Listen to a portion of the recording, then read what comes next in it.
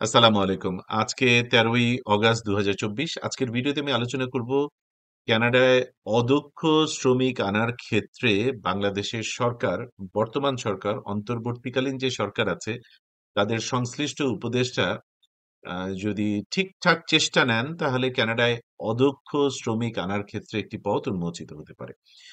এবং দক্ষ শ্রমিক আনার ক্ষেত্রে উনারা কিভাবে একটা ভূমিকা রাখতে পারেন, সেটা নিয়ে আমি পরের ভিডিওতে আলোচনা করব। আ আমি এই দুটো বিষয় নিয়ে বেসিক্যালি গত ৫-৬ বছর ধরে আলোচনা করে গিয়েছি এবং আমি তৎকালীন সরকারকে আমি অনুরোধ করে গিয়েছি। কিন্তু আসলে আমার প্ল্যাটফর্ম ছোট। সেরকম করে হয়তো সরকারের কাছে পৌঁছায় নাই আ বা পৌঁছায় না।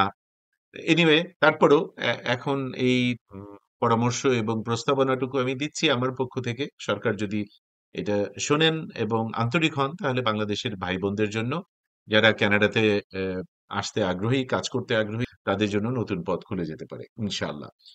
আজকের বিষয় হচ্ছে অদক্ষ শ্রমিক। আপনারা জানেন কানাডা প্রতি বছর প্রায় 60,000 অদক্ষ শ্রমিক নিয়ে আসে মূলত ল্যাটিন আমেরিকার দেশগুলো থেকে এবং এইখানকার কৃষি খামারগুলোতে, ফলের বাগানগুলোতে, ক্যাটল অ্যানিমাল ফার্মগুলোতে।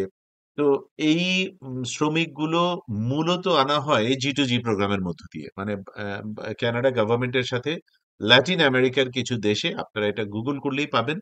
ওদের সাথে একটা ২ সরকারের একটা চুক্তির ভিত্তিতে এই বিপুল সংখ্যক শ্রমিক আসে ৬ মাসের জন্য অস্থায়ী ভিত্তিতে। তারা কিন্তু মানে ৬ মাস পরে আবার চলে যেতে বাধ্য।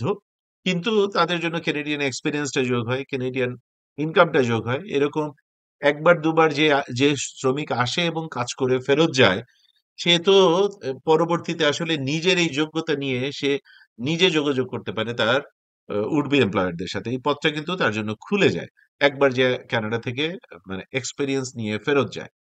সো একইভাবে বাংলাদেশ সরকার যদি কানাডা সরকারের সাথে এই জায়গাটায় আলোচনা শুরু করে এবং এই প্রস্তাবটি নিয়ে আসে যে তোমরা যে ৬০,০০০ এর মতো মৌসুমী কৃষি শ্রমিক প্রতি বছর তোমাদের দেশে নিয়ে যাও, সেইখানে আমরা ৫% কিংবা ১০% শ্রমিক আমরা অদক্ষ শ্রমিক আমরা সরবরাহ করতে চাই।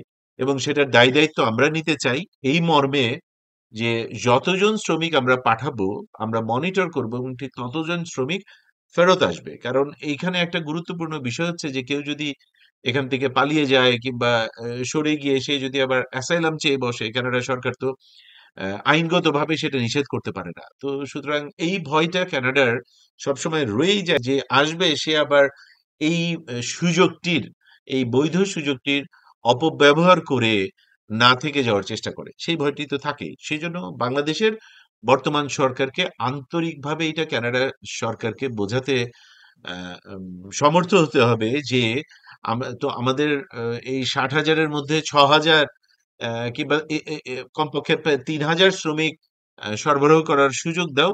আমরা ৩,০০০ শ্রমিক পাঠাবো। সরকার পাঠাবে শ্রমিকের ডিটেইল তারা ডেটাবেসটা রেখে সমস্ত কিছু তাদের ডিটেইল রেখে এবং ৬ মাসের কাজের শেষে সরকার আবার নিয়ে যাবে। এই জিনিসটা যদি বাংলাদেশের কোনো একটা সরকার, এখন একটা নির্দলীয় নিরপেক্ষ সরকার আছে, তাদের এই জায়গাগুলোতে খুব আন্তরিক হয়ে কাজ করার সুযোগ আছে। এটা যদি কোনো একটা সরকার উন্মোচন করতে পারে, তাহলে ধারাবাহিকভাবে পরে যে সরকারগুলো আসবে তারাও এই এই সুযোগটা অব্যাহত রাখতে পারবে এবং দেশের মানুষের, বাংলাদেশের একটা বড় অংশ আছে অদক্ষ শ্রমিক, যারা বেসিক্যালি মধ্যপ্রাচ্যে যাওয়ার চেষ্টা করে, সংযুক্ত আরব আমিরাতে যাওয়ার চেষ্টা করে, এই সিঙ্গাপুর, মালয়েশিয়াতে যাবার চেষ্টা করে। কিন্তু কানাডাতে একবার আসলে পরে এখানে একে তো বেতন তারা অনেক বেশি পাবে। ২ হচ্ছে ওই আমি শুরুতে যেটা বলছিলাম, যে কানেডিয়ান একটা এক্সপেরিয়েন্স নিয়ে ফিরতে পারলে তারপরে তাদের যাদের কিছুটা খানিকটা পড়াশোনা আছে, হাই স্কুল ডিপ্লোমা, বাংলাদেশে ফিরে গিয়ে ১ বার ২ বার এরকম কাজ করে ফিরে গিয়ে তারপরে সে নিজে IELTS দিয়ে তার এই এক্সপেরিয়েন্স সার্টিফিকেট টুকু নিয়ে তার পড়াশোনাটুকু ১২ ক্লাসের পড়াশোনা রিসিভ করিয়ে সে কিন্তু তখন স্কিলড মাইগ্রেশন প্রোগ্রাম গুলোতে চেষ্টা করতে পারবে। সে জব অফারের জন্য নিজে চেষ্টা করতে পারবে। সো বটম লাইন হচ্ছে তার মানে পুরোপুরিভাবে তার একটা পথ খুলে যাবে যদি এইটা শুরুতে অদক্ষ শ্রমিকদের জন্য সরকার আন্তরিকভাবে কানাডা সরকারের সাথে যোগাযোগ করে খুবই বলিষ্ঠভাবে প্রত্যয়ের সাথে যদি এই দাবি নিয়ে বলতে পারে যে আমরা নিজেরা নিজ দায়িত্বে বাংলাদেশ সরকার এতজনকে পাঠাবে, 6 মাস পরে আবার এতজন ফিরে যাচ্ছে, এই নিশ্চয়তা প্রদান করবে। এরকম করে আস্থার জায়গাটি অর্জন করতে পারলে কানাডা সরকারের সাথে, তাহলে অদক্ষ শ্রমিকদের এই অস্থায়ী 6 মাসের কৃষি মৌসুমে কাজ করার সুযোগটা খুলে যেতে পারে, এবং সেই সুযোগ প্রকারান্তরে আমি যেটা বললাম, এইভাবে সবারই পরবর্তীতে নতুন সুযোগও খুলতে পারে। আমি জানি না বাংলাদেশের বর্তমান অন্তর্বর্তীকালীন সরকারের কেউ এটা দেখছেন কিনা। আপনারা যারা দেখছেন তারা যদি পৌঁছাতে পারেন উনাদের কাছে এই ভিডিও, এবং উনারা যদি এটার গুরুত্ব উপলব্ধি করে আন্তরিকভাবে লেগে যেতে পারেন, তাহলে বাংলাদেশের মানুষের জন্য, এই সেকশনটার জন্য বিরাট একটা উপকার হবে, বিরাট একটা পথ খুলে যাবে।